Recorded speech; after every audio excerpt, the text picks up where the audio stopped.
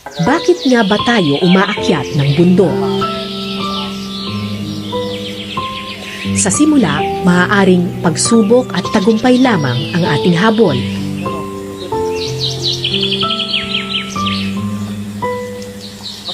Pero oras na marating mo ang tuktok, maiisip mo, hindi sa iyo umiikot ang mundo. Isa ka lamang maliit na bahagi ng malawak na daigdig. Nilikha ng Panginoon, pinatatag ng maraming pagkakataon.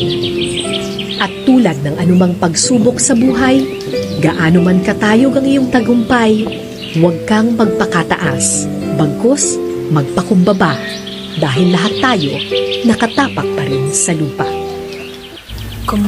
Bakit nga ba ako namumundok? Hindi para takasan ng mundo, kundi para balikan ang sarili. Sa taas ng bundok, natututo akong bumaba. Sa yabang, sa ingay, sa bigat ng buhay. Dito, bawat hingang malalim ay paalala na buhay ako, na sapat ako, na kahit saglit, pwede akong maging payapa. Ang bundok, hindi lang siya tanawin, isa siyang tahanan ng katahimikan at ng mga sagot na hindi ko man hinahanap kusang dumarating.